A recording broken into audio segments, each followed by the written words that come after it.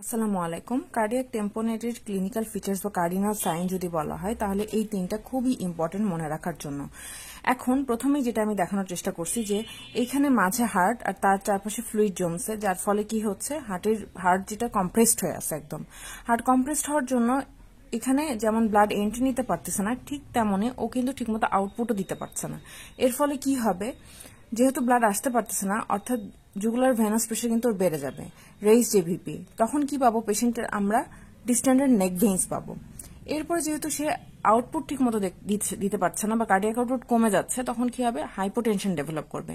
Hypotension ডেভেলপের যে effect, সেটাতে কি হবে, ট্যাকিকার্ডিয়া হবে, অর্থাৎ হার্ট খুবই চেষ্টা করবে যে ঠিক মতো যেন সে আউটপুটটা দিতে পারে, তখন হার্ট রেট বেড়ে যাবে।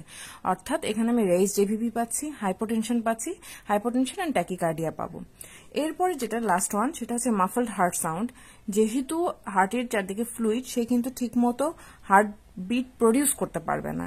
যে বিটটাও তৈরি হবে, সেটার ট্রান্সমিশনও ঠিক মতো হবে না। যেমন আমি যদি খালি হাতে তালি দিই, সেটার যে আওয়াজ, আমি যদি হাতে একটা ভেজা গামছা পেঁচায় তালি দেওয়ার চেষ্টা করি, সেটার আওয়াজ কিন্তু কম হবে। ব্যাপারটা ঠিক অমনই। মাফলড হার্ট সাউন্ড বলতে বোঝায় যে ডিস্ট্যান্ট ফেইন্ট একটা হার্ট সাউন্ড তৈরি হবে। তাহলে যদি আবারও রিকল করি, আমরা কার্ডিয়াক টেম্পোনেটের কার্ডিনাল ফিচার্স হচ্ছে raise JVP, hypotension and muffled heart sound.